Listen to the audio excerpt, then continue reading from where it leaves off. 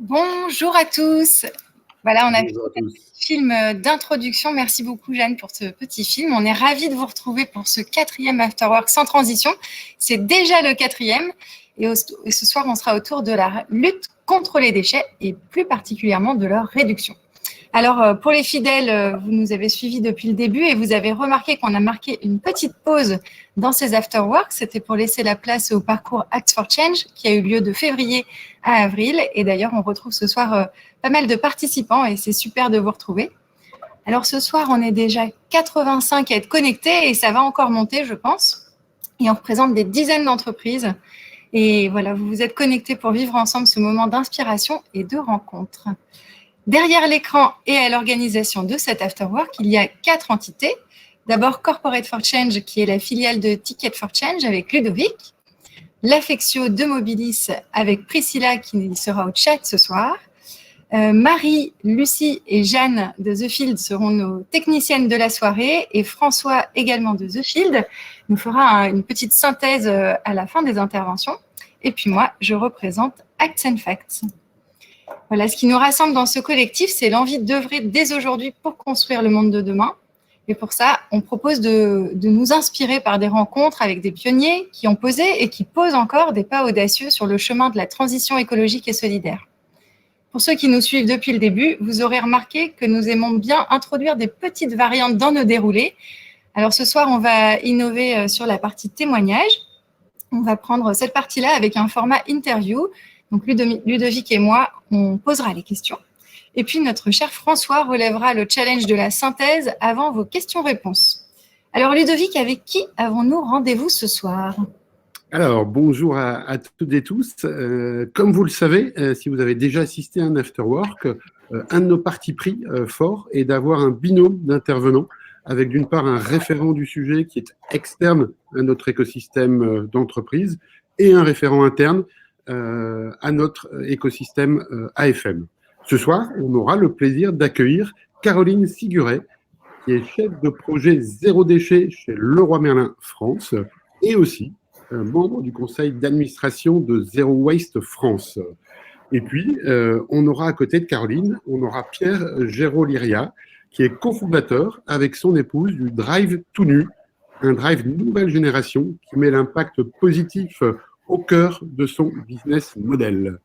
Alors, tous deux vont nous partager leurs expériences de leaders et d'entrepreneurs dans la lutte pour la réduction drastique des déchets. Et ils vont nous en dire plus sur les clés pour passer à l'action dans ce domaine. Alors, comme le rappelait Anne-Céline il y a quelques instants, les témoignages de Caroline et de Pierre seront suivis d'un temps de questions-réponses, de vos questions-réponses, que vous pourrez poser et liker en allant dans l'onglet qui est juste à droite en haut de votre écran. Vous verrez, c'est marqué « Questions ». Et vous pouvez là-dessus soit poser vos questions, soit les liker avec le petit 1 que vous pouvez rajouter. Merci d'ailleurs, quand vous allez poser vos questions, de bien préciser si la question s'adresse à Caroline, ou si elle s'adresse à Pierre, ou si elle s'adresse à Caroline et Pierre. Voilà, une fois tout cela précisé, et avant d'écouter Caroline et Pierre, eh ben, je te repasse la main, Anne-Céline, pour un petit temps de connexion. Ouais, merci Ludovic. Alors effectivement, avant de rentrer dans le vif du sujet, on voudrait prendre un peu la température de notre salle virtuelle. Et comme d'habitude, nous allons avoir 2 questions. Alors c'est parti pour la première question. Donc cette question, vous allez la voir à l'écran s'afficher, mais vous allez également avoir un sondage. Donc c'est dans l'onglet sondage à côté de questions en haut à droite de votre écran. Alors la question est, pourquoi n'êtes-vous pas installé à une terrasse ce soir ? La réponse A, moi et mon entreprise, on déborde de déchets. Comment on fait maintenant ? La réponse B, besoin d'une soirée détox. Alors tout nu en référence au drive tout nu et sans déchets. La réponse C, je peux pas. J'ai sans transition, impensable de rater ce nouvel afterwork. Et la réponse D, je n'ai pas trouvé de place en terrasse, mais peut-être demain. On aurait peut-être même pu rajouter la réponse E, il ne fait pas vraiment un temps à aller en terrasse selon les zones où vous êtes. Alors, c'est parti pour vos réponses dans le sondage.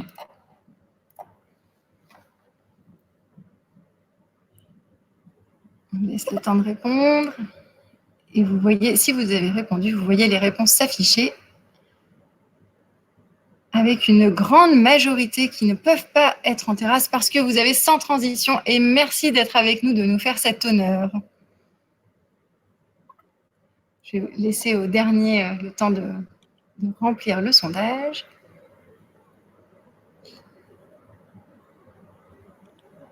Voilà. Et alors, on va pouvoir passer à la deuxième question.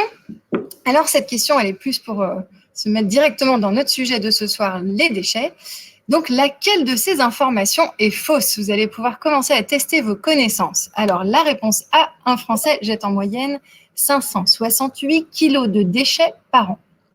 La réponse B, un tiers du contenu de nos poubelles sont recyclables ou compostables. La réponse C, une bouteille en plastique met 450 ans à se dégrader. Et la réponse D, en France, 32% des déchets sont incinérés. C'est parti pour vos réponses.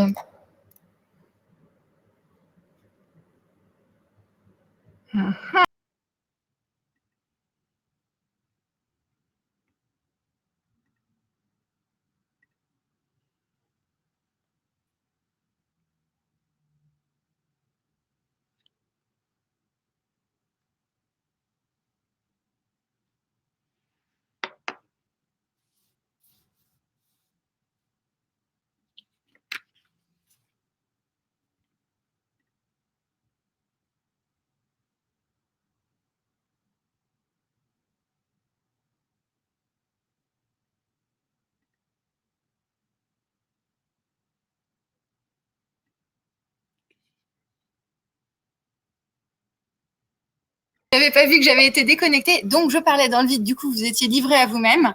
Mais les réponses se sont affichées pour ceux qui ont voté. Voilà, on a 70 votants. Je vais annoncer la bonne réponse. Donc, la bonne réponse, en fait, l'information qui est fausse, c'est un tiers du contenu de nos poubelles sont recyclables ou compostables. À vrai dire, selon l'ADEME, les 2 tiers des déchets générés par un Français sont recyclables ou compostables. On pourra vous envoyer cette petite infographie, voilà, avec environ 35% de papier et d'emballage, 27% de déchets organiques, 5% de déchets qui bénéficient de filières dédiées et 33% d'autres déchets. Et voilà. Alors maintenant, on va pouvoir rentrer dans le vif de notre sujet de ce soir avec le témoignage de Caroline et Pierre. Pendant leurs interventions, je vous rappelle que vous pouvez poser les questions qui vous passent par la tête et voter également pour les questions qui ont été posées. Donc, ce sont les questions les plus likées qui remonteront et qu'on posera après dans le deuxième temps de questions-réponses. Alors, Pierre et Caroline, vous êtes prêts? Bon, ça marche bien pour vous? Alors, du coup, c'est à moi d'ouvrir ce bal de questions. Et j'ai une première question à vous poser à tous les deux, qui est Caroline et Pierre, qu'est-ce qui vous inspire et vous anime à titre personnel sur le sujet de la transition écologique? L'un de vous a envie de se lancer en premier. Oui, c'est une bonne question. Donc, à titre personnel, hein, sur la transition écologique, moi je dirais qu'il y a une certaine urgence à agir. On est conscient aujourd'hui qu'il y a beaucoup de dérèglements, que ce soit au niveau climatique. On vit une période qui est exceptionnelle en termes de crise sanitaire, et il faut avoir à l'esprit que tous ces sujets-là finalement sont liés les uns aux autres. Et donc moi, ce qui m'anime, c'est de me dire il est temps de faire quelque chose. Et si je peux avoir une considération un peu philosophique, il y a des experts qui disent qu'on est dans la période de l'anthropocène, donc une ère finalement géologique où l'humain a beaucoup d'empreintes et finalement laisse des traces. Et il y a un expert un petit peu philosophe sur le sujet des déchets qui dit qu'on n'est pas à l'anthropocène, mais on est au poubellocène. Ça veut dire que dans quelques milliers d'années, finalement, si les hommes creusent la Terre pour trouver les vestiges de notre civilisation à nous, ce qu'ils vont plastique. Donc c'est du plastique et des déchets. Et je trouve que ça fait vraiment, ça interpelle en tout cas, et ça fait repenser finalement nos modèles de consommation et notre façon de voir et de gérer l'environnement à ce jour. Donc voilà, c'est ça qui m'anime en disant il faut agir, quoi, quelque part. Super, merci Caroline. Alors toi, Pierre? Et ben moi, c'est un peu dans la même veine, bien sûr que c'est sûr que face au constat, là, en venant m'installer pour participer au webinaire, j'écoutais France Info. Peut-être que d'autres parmi vous ont entendu, il y a peut-être une demi-heure, l'intervenant, le scientifique qui parlait de la fonte des glaces du Groenland, donc le niveau de la mer devrait monter d'1 mètre d'ici la fin du siècle et de 2 mètres à terme. C'est assez effrayant, c'est clair. Bien sûr que je peux m'attarder longtemps sur tous les effets néfastes et qui font un peu flipper. Et moi, ce qui me meut et ce qui me donne plein d'énergie au quotidien dans la transition écologique, c'est de rendre en fait normal le fait d'être écolo, entre guillemets, mais sans être militant. En fait, le fait de faire des gestes écolos, c'est en fait, ça peut être du bon sens et ça peut être fait sans avoir la sensation de faire une bonne action, même si ça fait du bien de faire une bonne action. Mais des fois, ça demande des efforts, ça demande des petits sacrifices. Moi, j'aimerais que le fait d'être éco-responsable, ce soit ancré dans les habitudes et ce soit complètement normal, sans que ce soit perçu comme une bonne action et donc comme un effort de temps en temps, quoi. Voilà. Super, merci beaucoup. Et alors, du coup, est-ce que vous pouvez nous dire en quoi ça a guidé et ça guide aujourd'hui encore votre parcours professionnel dans l'entreprise? Et puis peut-être aussi, Caroline, je sais que tu as des engagements à côté. Oui, alors moi je dirais que je suis, si je peux me permettre l'expression, je suis tombée dans les poubelles un peu par hasard, un petit peu comme dans la potion magique. C'est que je ne sais pas forcément destinée, je ne suis pas forcément militante ou engagée. Hein, quand je suis sortie de l'école, finalement, moi j'ai une formation un petit peu technique classique, hein, j'ai un diplôme d'ingénieur. J'aurais dû travailler pour l'industrie agroalimentaire. J'ai fait le choix au départ de ma carrière de travailler plutôt pour la grande consommation et la grande distribution, à des postes marketing, donc plutôt dans l'optique de vendre toujours plus de produits à de plus en plus de monde. Et puis finalement, il y a eu une opportunité parce qu'il y avait une direction développement durable qui se créait dans l'entreprise où j'étais à l'époque. Et on m'a demandé si je voulais être chef de projet environnement. Je me suis dit, bah oui, pourquoi pas, hein, c'était tout nouveau, tout beau, tout frais. On commençait à regarder un petit peu ce que faisaient les magasins. Est-ce qu'on pouvait les faire un peu plus vert que vert? On mettait des LED, on regardait l'eau de pluie. Et puis, on a commencé à se poser la question du tri. Et puis, finalement, le tri, c'était quoi comme sujet? C'était se dire, si on trie le carton, on va pouvoir le revendre. Donc, c'était pas forcément une question environnementale très ancrée. Et puis, au fur et à mesure de mes missions, j'ai eu l'occasion d'être acheteuse sur les prestations de déchets. J'ai rejoint la direction RSE d'un grand groupe. Après, la direction technique opérationnelle où je m'occupais d'accompagner les magasins justement sur la gestion de leurs déchets. Et puis, au fur et à mesure, j'ai creusé ce sujet assez particulier, assez effrayant en termes de volume, parce que j'ai eu l'occasion de visiter beaucoup de centres de tri, de centres d'enfouissement, etc. Et je me suis dit, il y a un vrai problème, quoi. Il y a un vrai problème parce que les quantités sont juste astronomiques, les quantités de déchets. Et finalement, le système fait qu'on en aura toujours plus, puisque les industriels, qu'est-ce qu'ils souhaitent? C'est vendre de plus en plus de produits, les distributeurs aussi, les prestataires de collecte des déchets, pour faire tourner finalement leurs usines, que ce soit d'incinération, leur centre de traitement, il faut qu'il y ait de plus en plus de déchets aussi. Et là, on s'est dit, il y a une divergence d'intérêts et il faut agir. Et c'est là où j'ai commencé à militer dans mon ancienne entreprise, à dire le sujet des déchets, c'est pas un sujet de frais généraux, c'est un sujet de performance globale. Et finalement, moins on en aura et mieux on se portera. Donc voilà un petit peu sur le parcours professionnel. Et puis au côté personnel, j'ai voulu aussi mettre finalement mes connaissances au service de mon territoire, de mon quartier, on va dire de ma ville. Donc je me suis engagée auprès d'un collectif zéro déchet local. Puis après, au niveau national, pour avoir un petit peu plus finalement de moyens de lutte, hein, parce que c'est un combat, hein, les déchets. Donc auprès d'une ONG où j'ai rejoint le conseil d'administration. Et puis là, plus récemment, j'ai rejoint aussi le conseil de développement de mon territoire pour pouvoir accompagner mon territoire dans sa transition au niveau des déchets et notamment sur l'élaboration du plan local de prévention des déchets ménagers et assimilés. Donc voilà, un alignement, on va dire, entre le côté perso et pro. Et juste parce que j'essaie de pas prendre trop de temps, mais dire, il y a quand même une réflexion à avoir, c'est qu'il y a quelque chose de magique avec les déchets.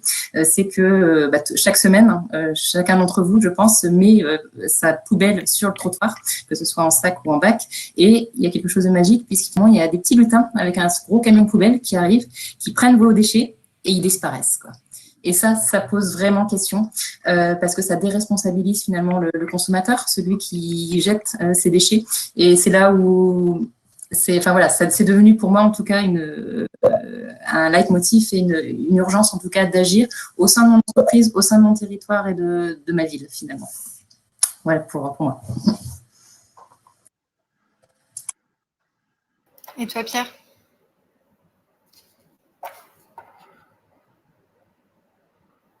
Et moi, du coup, effectivement, les déchets, le problème des déchets, c'est ce qui guide ma vie professionnelle depuis maintenant 4 ans, puisque je me suis lancé dans l'aventure du drive tout nu il y a 4 ans maintenant avec mon épouse et associée, du coup, Salomé. À la base, moi, je suis pas tombé dans les poubelles parce qu'en fait, je suis né dans une famille où il n'y avait pas de poubelle. Littéralement, quand j'y repense, mon grand-père et ma grand-mère, leur poubelle de cuisine, c'était un petit seau de 5 litres et ils sortaient ça une fois toutes les semaines, quoi. Alors moi, je fais mon champion avec ma poubelle de 30 litres que je sors une fois par mois, mais eux, c'était encore mieux et parce qu'en fait, ils réutilisaient tout ce qu'ils avaient. Ils avaient très peu de moyens. En fait, c'était des réfugiés espagnols, voilà, qui réutilisaient tous les emballages vides, pour pas dire déchets d'emballage. Donc, ce qui fait qu'au final, il n'y avait pas de poubelle à sortir. Et donc, j'ai grandi dans l'état d'esprit que tous les déchets peuvent avoir une seconde vie. Par exemple, la barquette de jambon, il la nettoyait puis s'en servait comme plateau de fromage ou comme épouvantail. Enfin, voilà, il faisait plein de second usages. Les étiquettes d'agrumes, il les gardait précieusement et s'en servait comme scotch. Voilà, donc source d'inspiration zéro déchet à fond. À l'inverse, l'expérience familiale de Salomé, c'est plutôt une expérience où, malgré le fait que sa famille soit au courant de l'urgence environnementale, comme franchement 99,9% des habitants de la planète, je pense, ou en tout cas en France, pourtant, si c'est trop compliqué je vais prendre un exemple qui, Caroline, va te faire mal aux oreilles, mais s'il faut faire 50 ou 100 mètres de plus pour aller jusqu'au récup vert, pour jeter la bouteille au récup vert, ben, la bouteille en verre, elle finit dans le tout venant, quoi. Alors moi, bien sûr, quand j'ai vu ça, ça m'a étonné, mais c'est sans jugement, en fait, pour ce qu'ils font, parce que je peux comprendre que des fois, ça arrive, quoi. Et donc, nos deux expériences familiales ont fait que on s'est dit, on doit pouvoir créer quelque chose qui devienne aussi, créer un système qui devienne aussi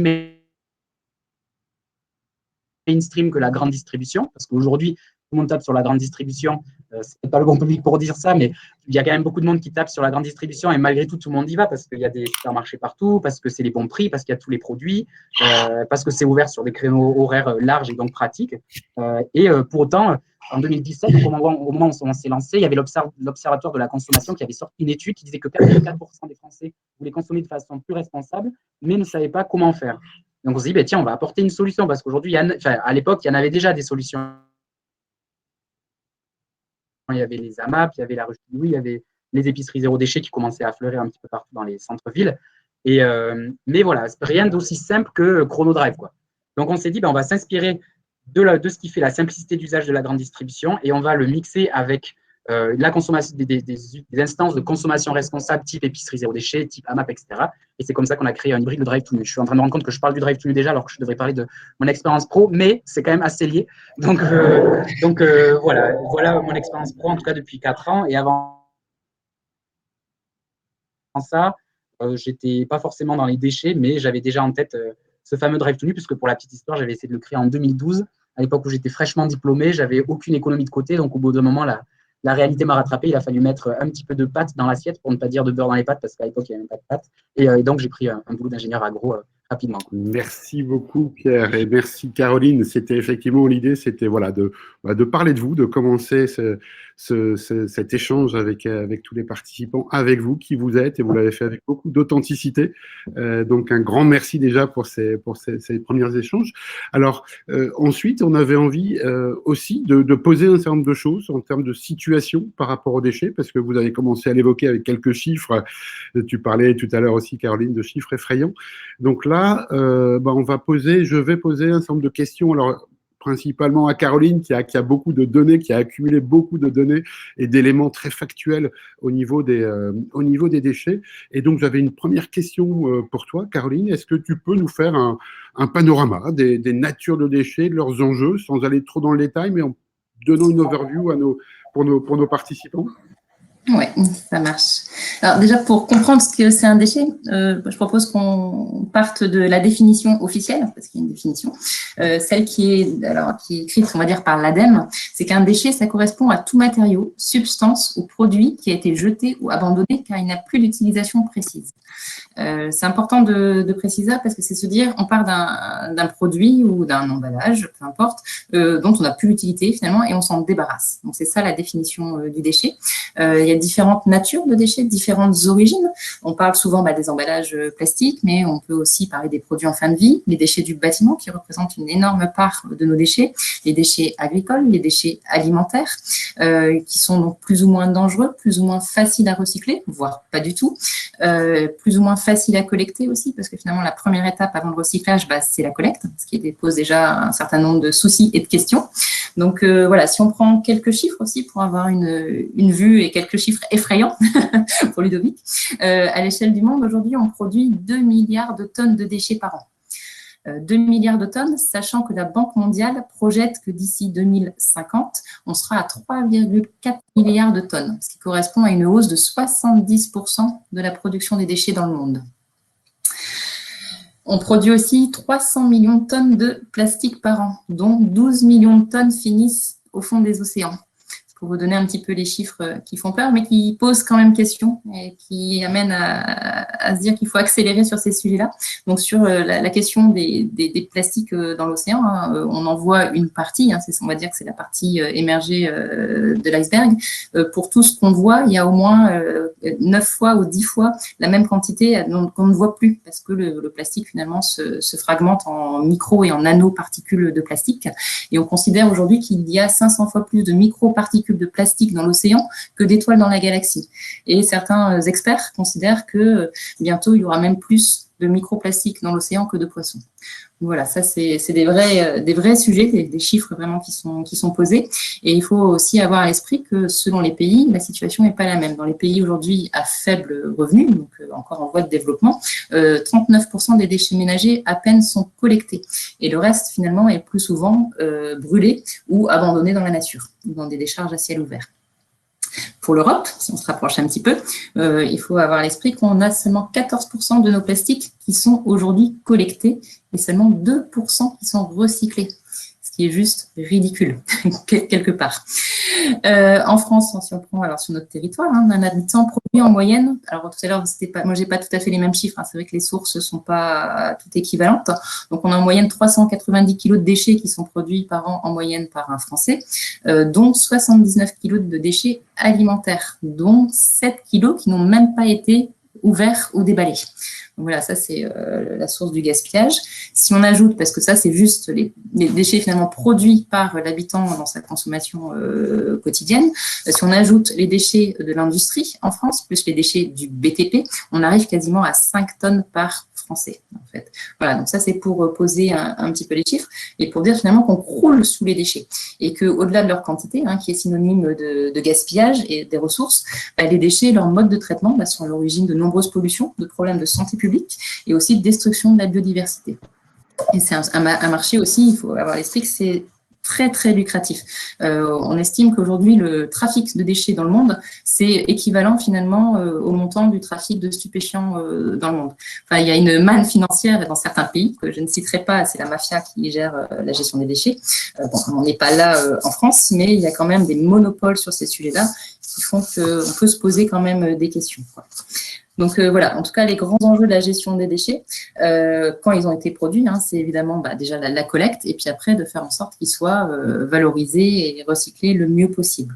Moi, je dirais en premier lieu, et je pense que Pierre me reviendra sur cette question, le véritable combat au regard de ces chiffres qui font vraiment peur pour le coup, j'espère à tous, c'est d'accélérer sur la réduction à la source et lutter au maximum, parce que moi, ça c'est mon premier combat, c'est lutter contre l'usage unique.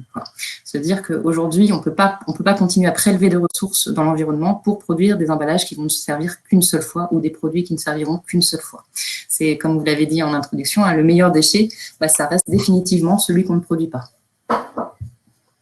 Super, merci beaucoup Caroline pour tous ces chiffres. Alors je ne sais pas s'ils sont effrayants ou pas, mais en tout cas ils sont là, ils sont posés. Je pense que c'était important de le faire et tu l'as fait, donc merci beaucoup par rapport à ça. Et tu as commencé, enfin tu l'as abordé dans ce que tu viens d'évoquer, la partie recyclage.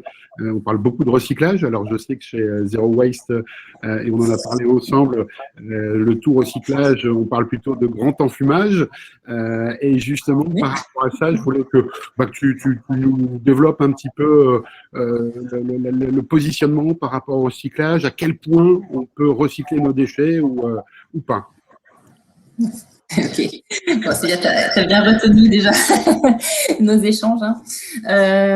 C'est une excellente question parce qu'aujourd'hui, finalement, on nous survend le recyclage et puis les bénéfices supposés de l'économie circulaire pour lutter contre le gaspillage, que ce soit le gouvernement, que ce soit les industriels ou les distributeurs. Tous, finalement, diffusent des messages rassurants pour nous dire que le recyclage va nous sauver, qu'on peut consommer tant qu'on veut puisqu'ensuite, finalement, tout sera recyclé. C'est notre baguette magique aussi de tout à l'heure avec nos petits lutins du Père Noël ou enfin du camion poubelle, c'est de se dire on consomme et finalement pas de problème. Hein. Derrière, on recycle, donc tout va bien, on est en circuit fermé, etc. Or, pour moi en tout cas, c'est une grande illusion. Donc l'enfumage, comme tu citais, je dirais une belle arnaque aussi hein, qui fait plaisir à tout le monde parce que ça remet ni en cause la croissance, parce que là bientôt on va être dans un plan de relance, donc on se dit on veut le monde d'après, mais finalement si on applique le plan de relance, on sera toujours dans le monde d'avant. Donc ça c'est un vrai sujet. Et puis finalement c'est un alibi à surconsommer et ça ne change pas non plus les comportements des consommateurs. Or, il faudra quand même avoir une notion de se dire que le recyclage, ça reste très, très limité. Donc, la première distinction à avoir bien en tête, c'est la distinction entre la recyclabilité technique d'un produit, d'un emballage et sa recyclabilité opérationnelle. C'est pas parce que finalement un produit est 100% recyclable, quelle que soit sa matière, qu'il sera recyclé à la fin. On l'a dit tout à l'heure, en Europe, seulement 2% des plastiques sont recyclés. Pourquoi? Donc déjà, problème de collecte. Comment on fait pour collecter partout les déchets? Et après, si la filière n'existe pas, ça c'est un autre sujet. Aujourd'hui, on peut citer un exemple qui va peut-être parler à certains. Les collectivités locales vont avoir une obligation d'ici peu de collecter tous les emballages que vous produisez, que vous utilisez en tout cas chez vous. Ça s'appelle l'extension des consignes de tri. Pourquoi on fait ça? Beaucoup se disent c'est très bien, on va pouvoir enfin recycler les pots de yaourt. Eh bien non, pas du tout. En fait, ce qui se passe, c'est que le gouvernement est en train de simplifier le geste de tri pour le consommateur. Et il dit, pour simplifier ce geste de tri, pour plus que le consommateur ait de questions à se poser, on va tout mettre dans le bac jaune. Donc, tous les emballages, sauf qu'après, ces emballages-là, donc ils vont finir sur la chaîne de tri et ils vont être séparés parce que le pot de yaourt, pour l'instant, on ne va pas le recycler. Donc, ça veut dire que ce pot de yaourt, il finira soit en décharge, donc en enfouissement, comme on dit, ou en centre de stockage, parce que finalement, l'enfouissement, c'est enterrer les déchets, mais on appelle ça joliment un centre de stockage en espérant que dans quelques dizaines d'années, on les ressortira pour les valoriser ou en faire quelque chose, ce qui est juste une illusion aussi. Mais donc voilà, donc toujours avoir à l'esprit la différence entre la recyclabilité technique et opérationnelle. Donc c'est là aussi dans nos grandes entreprises, chaque jour, on a des sollicitations de fournisseurs en disant je vais vous vendre un produit plus vert que vert, il est 100% recyclable, 100% compostable, 100% quelque chose. Et puis finalement, on se rend compte que la filière n'existe pas derrière. Donc, il a beau être recyclable, il ne le sera jamais, votre produit.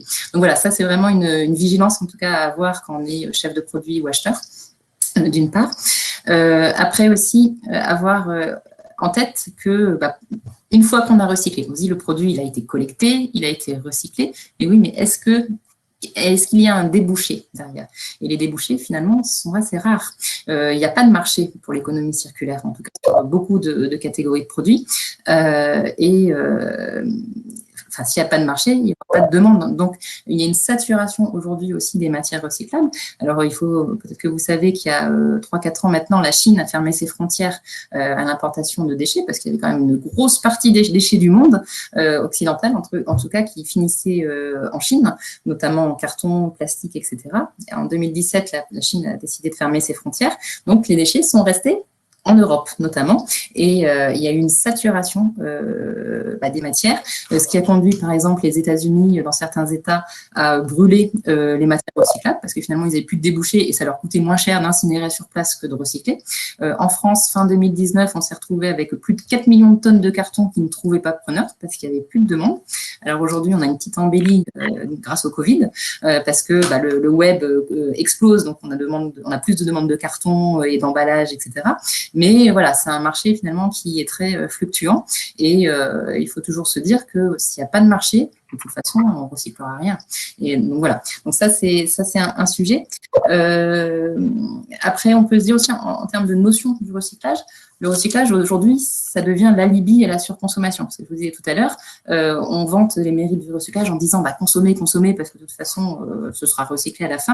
Mais il faut aussi se dire que le recyclage, finalement, il se nourrit de l'usage unique et donc de la surconsommation.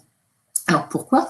Parce que mettre en place une filière de recyclage, donc on l'a dit, il faut collecter, il faut trier, il faut souvent laver, il faut utiliser des équipements industriels lourds, ça coûte très très cher. Donc à un moment donné, celui qui met ça en place, il veut que ce soit rentable. Donc pour que ce soit rentable, qu'est-ce qui se passe? Il faut avoir plus de volume finalement. Donc finalement, le recyclage se nourrit des déchets. Donc, c'est ce qu'on appelle, alors soit on peut dire c'est le serpent un peu qui se mord la queue, ou ce qu'on appelle l'effet rebond. C'est-à-dire que la solution qu'on met en place pour traiter le problème du déchet, finalement, il entraîne l'augmentation des quantités de déchets qui sont traités et mis sur le marché. Donc, voilà un petit peu. Donc, toujours avoir une vigilance, en tout cas, sur la notion de recyclage et se dire que le recyclage, c'est pas la cible. Le combat, c'est vraiment le réemploi et la lutte contre l'usage unique. Donc, voilà un petit peu pour le recyclage. T'as coupé, ton micro, il est coupé. Merci Caroline. Double merci Caroline pour la remarque et surtout pour la réponse. Je pense qu'on a bien compris à travers ta réponse les différents enjeux autour du recyclage. Merci beaucoup. J'aurais une dernière question sur laquelle je vous demanderai une réponse assez courte par rapport à la situation actuelle et plus focusée sur les risques au niveau entreprise, les risques économiques. Est-ce qu'il y a aussi des risques économiques pour une entreprise comme Leroy Merlin France où tu bosses, et notamment pour les magasins? Qu'est-ce que tu peux nous dire par rapport à ça? Alors, je dirais juste, il n'y a pas que des risques économiques, il y a des risques de plusieurs natures. Alors, on peut les prioriser selon nos affinités intellectuelles et ce qu'on entend par là. Je dirais, le premier risque pour une entreprise, déjà, c'est un risque d'image. Qu'on mesure, enfin qu'on évalue mal finalement, mais c'est un vrai risque dans le sens aujourd'hui où le consommateur, donc le client potentiel, finalement, il s'intéresse de plus en plus aux sujets environnementaux et à la façon dont les entreprises gèrent la transition écologique et notamment les déchets. Donc, on a eu des cas dans des enseignes de grande distribution alimentaire où il y a eu des opérations un peu coup de poing, où il y a des huissiers ou des avocats qui ont été fouiller les poubelles et on a constaté qu'il y avait des produits alimentaires invendus qui étaient jetés. On a eu, il y a 2 ans maintenant, un petit peu aussi un buzz autour d'un géant de l'internet, je trouve plus mes mots, excusez-moi, qui jetait beaucoup de produits aussi invendus en parfait état. Ça a donné la loi anti-gaspillage et économie circulaire qui a été votée l'année dernière. Donc voilà, il y a déjà un risque d'image sur la gestion et d'autre part, il y a un risque aussi donc financier. Le sujet des déchets est en train de prendre beaucoup d'ampleur et au niveau réglementation, l'État est en train d'organiser finalement la pénurie de centres de traitement et d'exutoires. Et pour cela, qu'est-ce qu'il fait? Il augmente les taxes sur les déchets et il est en train de supprimer finalement les capacités de traitement de nos déchets des magasins. Donc l'idée, c'est de trier toujours plus, sauf que quand on se rappelle ce qu'on vient de se dire, c'est que quand on trie plus, c'est super, on a des matières valorisables, mais quand il n'y a pas de marché derrière, ça devient compliqué. Néanmoins, le risque financier et économique pour les entreprises, c'est que les budgets sont en train d'exploser et que si on ne fait rien, d'ici 5 ans, les budgets déchets vont presque doubler. Donc voilà, donc un enjeu en tout cas fort à actionner et ça peut être un argument de plus au-delà finalement du simple intérêt environnemental de travailler le sujet. Merci beaucoup, Caroline. Merci beaucoup, Caroline. C'est vraiment passionnant de t'écouter.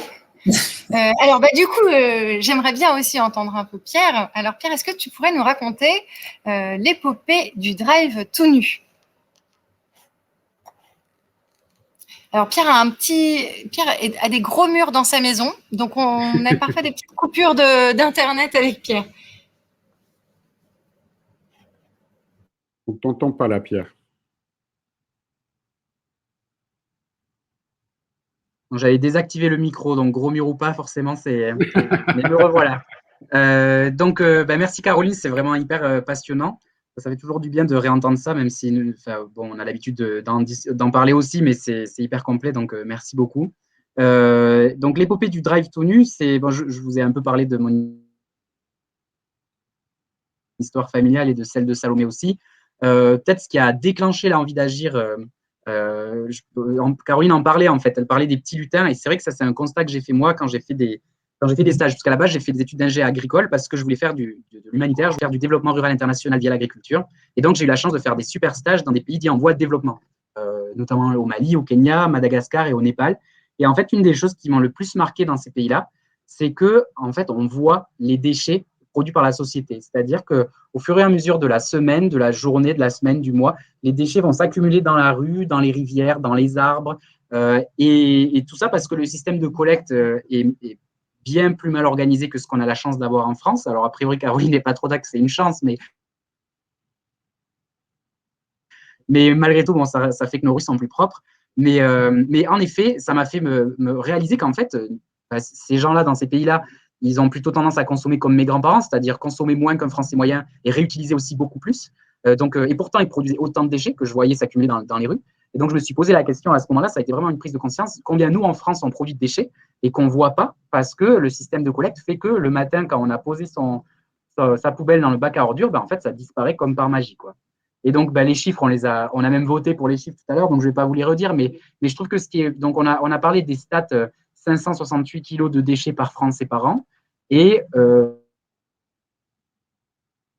ce que je me permets de compléter, c'est que 50% du volume de ces déchets, ce sont des déchets, des emballages des PGC. Les PGC, c'est les produits de grande consommation, qui sont l'alimentaire, cosmétique, hygiène et produits ménagers. Et donc, c'est de là que la réflexion est partie avec Salomé, comment on peut faciliter au maximum l'accès à une consommation zéro déchet et par extension responsable, parce qu'il faut être cohérent dans la démarche. Si on proposait des produits en zéro déchet, mais qui étaient mal faits à l'autre bout de la planète, ça n'aurait pas eu trop de sens. Donc, si on dit zéro déchet, ça coule de source, c'est parce que tous nos produits sont conditionnés dans des emballages réutilisables, soit des bocaux en verre, soit des sacs en toile. Et si on dit 100% responsable, c'est parce qu'on source nos produits de façon assez stricte. Le premier critère, bien sûr, c'est que nos producteurs jouent le jeu du zéro déchet ou du vrac à minima avec nous. Le second critère, c'est qu'on favorise au maximum le local et par extension le circuit court, et on s'engage statutairement à ce qu'au moins 60% des produits qu'on propose au Drive to Nu soient issus d'un périmètre de moins de 100 km autour du point de vente. Et le troisième critère, c'est la qualité intrinsèque des produits. Donc, on n'est pas forcément des ayatollahs du label bio. En revanche, nos producteurs qui n'ont pas de label, qui n'ont pas fait la démarche d'avoir des labels pour plein de raisons différentes, moi, je vais les auditer. On a des chartes internes au Drive to Nu, et donc, en tant qu'ingé agro, je me rends sur les parcelles et dans les exploitations, et je vérifie que la manière dont ils produisent leurs produits correspondent à ce que nous, on veut distribuer à nos clients, à nos enfants, à nos familles, et dont on est super fiers parce que c'est excellent. Et bon, pour être tout à fait franc, c'est largement inspiré des labels bio avec quelques petites différences à gauche à droite, là où on trouvait que c'était incohérent. Voilà, donc peut-être au niveau de l'avancée de l'aventure, donc on a été sélectionné au parcours entrepreneur de Ticket for Change en 2017. Donc, Ticket for Change, c'est l'association sœur de Corporate for Change qui participe aujourd'hui. Et ça, pour Salomé et moi, ça a été un déclencheur, puisqu'à l'époque, on était, suite à notre première tentative avortée de créer le Drive to Nu en 2012, on avait été embauché dans des entreprises qui étaient, somme toute, hyper intéressantes, avec des CDI confortables, voilà, des situations de cadre relativement bien payées, etc. Et donc, on s'était promis que si on était pris à Ticket for Change, on démissionnait tous les deux de nos CDI à 3 semaines de notre mariage et qu'on se lançait dans la folle aventure de l'entrepreneuriat social et solidaire. Donc, c'est ce qu'on a fait. Est venu le jour où on a reçu le mail de Ticket for Change qui disait c'est cool, vous êtes pris. Donc, allez, il fallait démissionner. Ce qu'on a fait, et aujourd'hui, on est hyper heureux d'avoir fait ça. Et donc, on a fait pendant tout le deuxième semestre 2017 le parcours entrepreneur, donc qui est un parcours d'accompagnement de l'idée à l'action pour les aspirants entrepreneurs du changement, donc des entrepreneurs qui veulent ouvrir une entreprise à impact social ou environnemental. Et donc, ce parcours-là, ça nous a donné plein de clés dont on se sert encore aujourd'hui, 4 ans après d'ailleurs, au quotidien quasiment. Et puis aussi un contact, une émulation, parce qu'on était 50 porteurs de projets à être sélectionnés.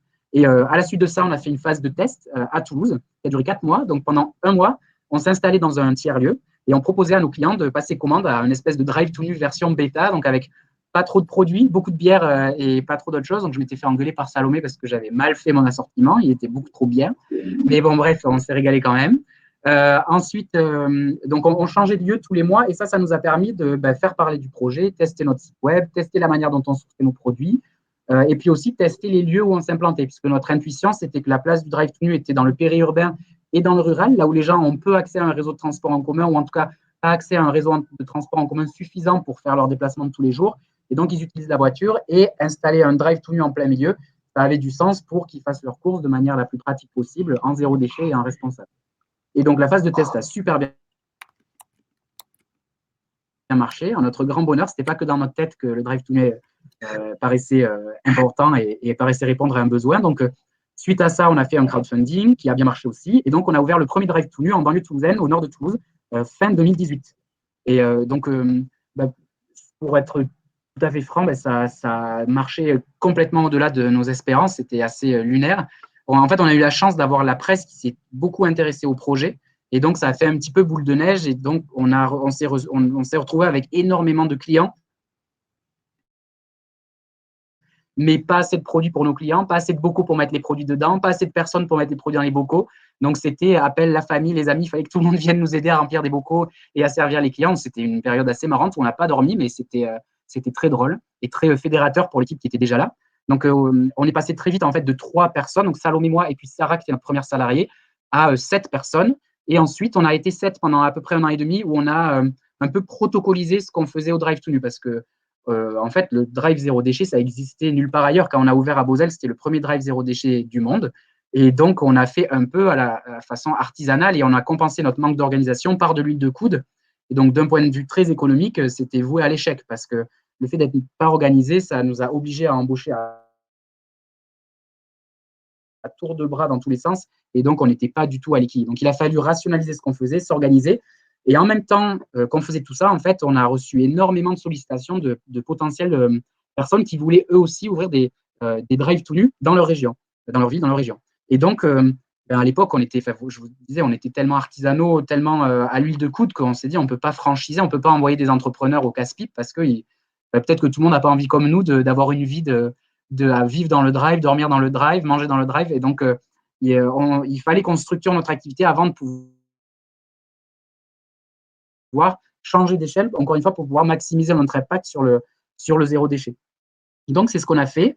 Et on s'est senti prêt, du coup, mi-2020, à ouvrir un deuxième Drive to Nu qu'on a ouvert encore en banlieue toulousaine, dans le quartier de Balmagramont, et un troisième début 2021 dans le quartier de Montaudran. Et donc là, rétrospectivement, si on repense à le premier Drive, donc il y a à Beauzelle, en début 2019, et on compare à aujourd'hui ce que c'est les Drive to Nu, c'est un autre monde, en fait. On fait, pour un petit chiffre, pour faire plaisir à Ludovic, aujourd'hui, on fait 2 fois plus de chiffre d'affaires avec 2 fois moins de personnel, pour vous donner une idée. Donc, on a vraiment réglé tout ça et on se sent prêt aujourd'hui à dupliquer, à changer d'échelle pour avoir de l'impact sur le zéro déchet partout en France. Et donc, on a ouvert notre première franchise à Lille en avril, le 14 avril très précisément, et on va ouvrir notre seconde franchise à Chambéry, en octobre a priori. Voilà. Voilà, je ne sais pas si vous avez des questions. Merci beaucoup, c'est hyper complet. Alors, j'entends un gros écho. Non, c'est bon. Alors, du coup, comment ça marche concrètement pour le client, le Drive to Nu? Alors, c'est le plus simple possible. En fait, vous allez sur ledrive-to-nu.com, vous faites vos courses et juste avant de payer, vous sélectionnez l'heure et la date de retrait. Donc, ça peut être au minimum dans 1 heure. Et ensuite, vous venez, donc vous payez sur Internet et ensuite, vous venez récupérer votre commande à l'heure choisie. Et lorsque vous arrivez sur place, tous vos produits sont déjà conditionnés dans des contenants réutilisables. Donc, on a dit bocaux en verre ou sac en toile. Donc, vous avez juste à dire bonjour, je m'appelle Pierre Gérard, je m'appelle Pierre Géraud, j'ai la commande 163 012 et le préparateur de commande va vous sortir la commande. Tenez, voilà vos produits secs, voilà vos produits frais et vous repartez avec votre belle commande sous le bras. Le temps d'attente moyen pour les clients, c'est 1 minute, à moins qu'il ait envie de parler. Et on est très content d'expliquer la provenance et nos produits parce qu'en fait, ça fait aussi partie de la valeur ajoutée de ce qu'on propose Drive to. En fait, on a l'habitude de dire que nos clients viennent pour le zéro déchet, ils viennent par curiosité pour le zéro déchet et ils restent pour la qualité des produits. Et on est super heureux de parler de tel ou tel produit, de tel producteur qui nous a raconté ci ou ça. Enfin, nos producteurs, ils nous livrent 1 ou voire 2 fois par semaine selon le type de produit qu'ils ont. Par exemple, les fraises, comme c'est sensible, on est livré 2 fois par semaine. Et donc, le producteur nous tient au courant du terroir, qu'est-ce qui se passe, pourquoi les fraises, elles sont juste absolument incroyables en ce moment et pourquoi elles l'ont été un peu moins la semaine d'avant. Enfin, voilà, on est très heureux de parler des produits à nos clients et qui eux-mêmes sont ravis d'avoir l'histoire à ramener à la maison en plus de super fraises. Super, merci beaucoup. Du coup, Pierre, pardon, et du coup, j'ai pas fini avec l'essentiel, c'est que du coup, les contenants réutilisables, les clients sont invités à nous les ramener, bien sûr. Donc, ce qu'on a voulu faire aussi, puisque lorsqu'on a fait notre étude de marché avec Ticket Sorting, on s'est rendu compte que la consigne, ça peut être hyper engageant pour un client potentiel. Par exemple, lorsqu'on fait ses courses du quotidien, c'est très rapide qu'on ait un panier de 40-50 articles. Et si on devait payer une consigne de 1 euro par contenant, ça fait vite 40-50 euros de consigne. Et franchement, c'est hyper bloquant, quoi. Donc, on a pris le pari on a inventé le système de la consigne inversée, c'est-à-dire que les contenants sont notre propriété. Quand on les confie aux clients, en fait, on les fait pas payer via une consigne. Mais par contre, on incite les clients à nous les rapporter via un bon d'achat lorsqu'ils nous les rapportent. Donc, typiquement, un client qui vient récupérer sa commande, généralement, il nous ramène les contenants vides qu'il a vidés de précédentes commandes. Donc, on les compte. Et au moment de clôturer sa commande, en fait, on renseigne le nombre de commandes le nombre de contenants vides qui a été rapporté. Et donc, ça envoie automatiquement un bon d'achat de 10 centimes fois le nombre de contenants rapportés. Et donc, le client peut utiliser ce bon d'achat pour une prochaine commande. Merci beaucoup, Pierre. Alors, là, on a parlé du déchet qui est chez le client. Et Caroline, toi, tu connais aussi d'autres déchets, les déchets d'exploitation. Est-ce que tu peux nous dire comment toi, tu t'y prends pour animer les équipes de Leroy Merlin France sur le chemin du zéro déchet? Et quelles sont les étapes pour toi quel est le chemin que tu imagines sur ce sujet-là? Oui, ça marche. Donc oui, effectivement, il y a une distinction à faire entre les déchets qui arrivent finalement chez les clients et ce qu'on appelle les déchets d'exploitation, notamment des magasins. Donc ça, c'est les déchets qui sont liés à l'activité du magasin. Donc c'est les déchets de carton, les emballages, etc. Parfois des produits cassés.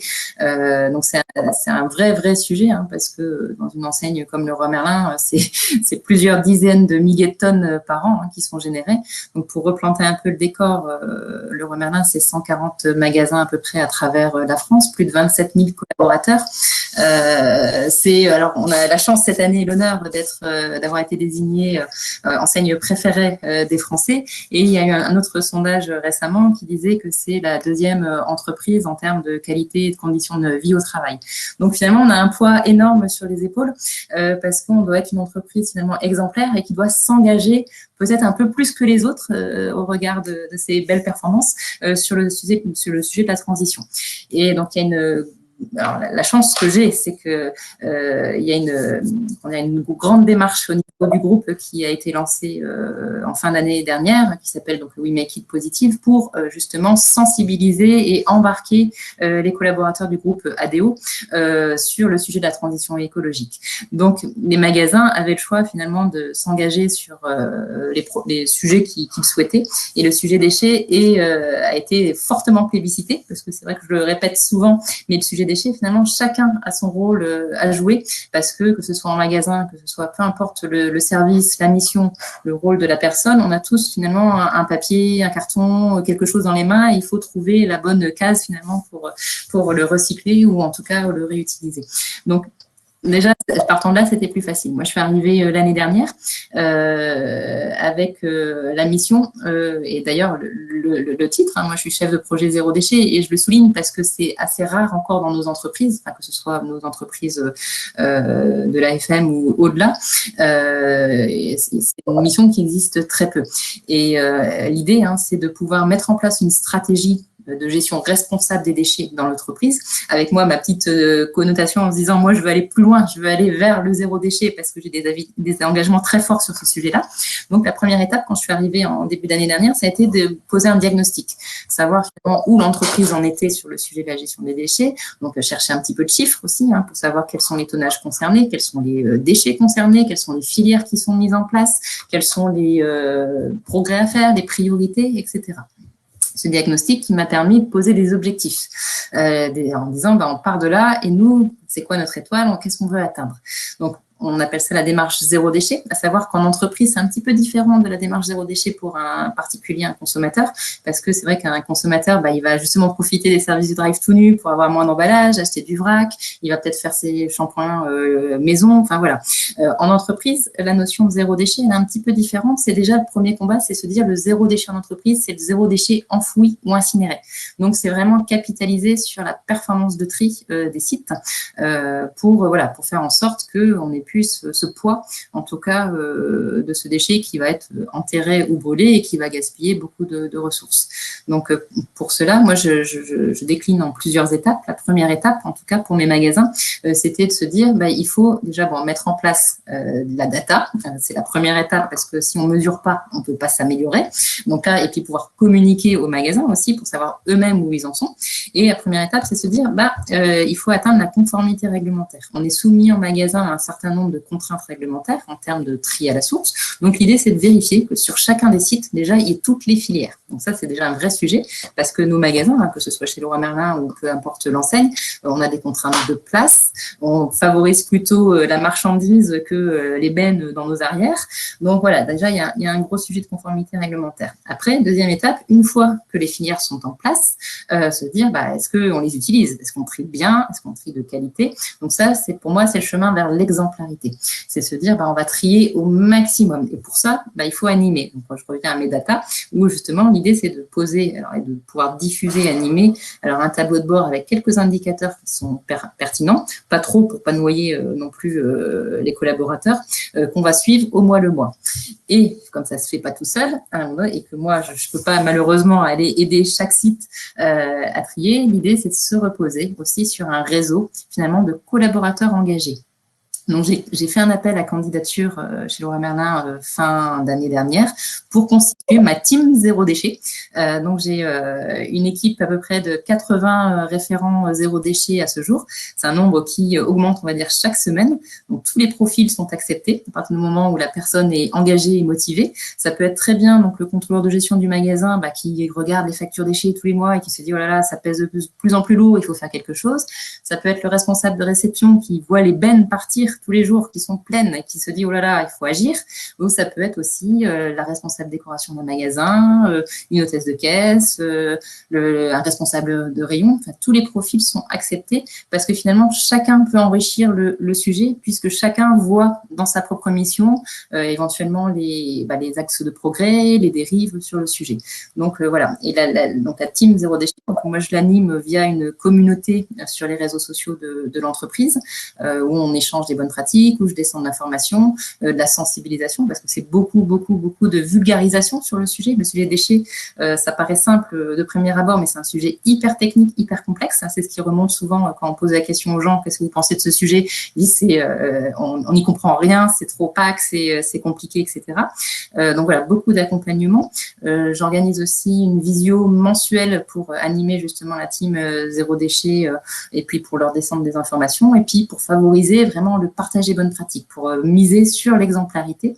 Et ce qui est très, très intéressant, c'est que j'ai fixé des objectifs qui sont assez hauts pour l'entreprise sur justement la réduction de nos déchets enfouis ou incinérés. Et j'en ai des magasins qui sont très, très bons déjà sur le sujet, qui sont déjà au-delà des objectifs nationaux et qui continuent, on va dire, à gratter la benne pour rester toujours les meilleurs sur le sujet.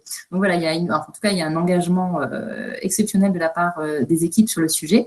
Et là, c'est vrai qu'on voit déjà les premiers fruits, en tout cas, parce que ce qu'on appelle le taux de tri, qui mesure la performance de tri des magasins, il est déjà en train d'augmenter par rapport à l'année dernière. Donc ça, c'est très, très satisfaisant et très encourageant. Donc voilà un petit peu le... Super, merci beaucoup Caroline et merci Pierre pour toutes vos réponses à ces questions autour de l'engagement et de l'action et de l'action. On va arriver parce que vous êtes vraiment passionnant, donc on va aller un petit peu plus vite sur la fin de l'interview pour laisser du temps aux questions des participants. Pour terminer cette interview, on voulait vous faire parler un petit peu en termes de clés de succès et de passage à l'action. Donc j'aurai 2 questions pour chacun d'entre vous et je vous demande d'être assez synthétique dans vos réponses. Donc Caroline et Pierre, vos prochaines étapes, vos prochaines actions pour aller plus loin sur le zéro déchet, s'il y avait une action un peu symbolique, un peu petite ou grande, peu importe, mais pour aller plus loin sur le zéro déchet, vous citeriez laquelle?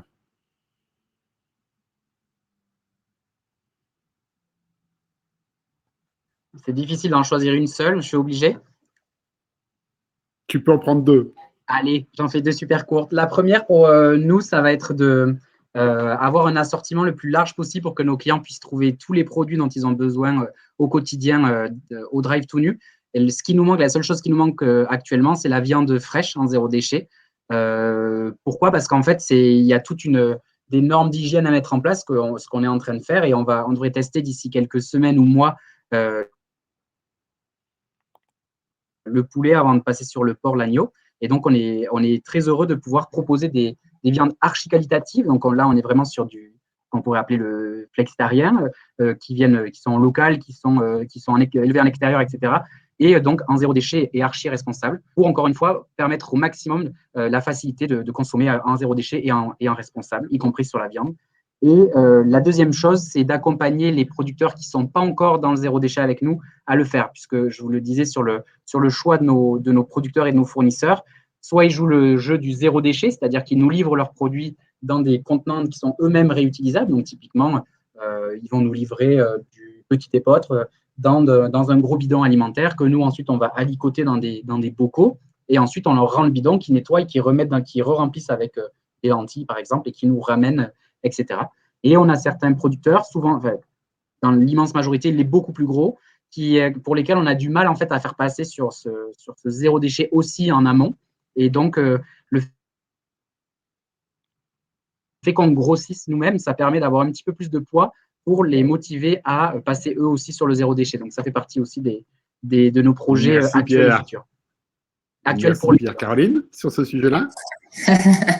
C'est hyper difficile de choisir une action, même deux, parce qu'elles sont tellement… Non, tu n'as le droit qu'à une seule action, Caroline. Ça, c'est vache. Désolée.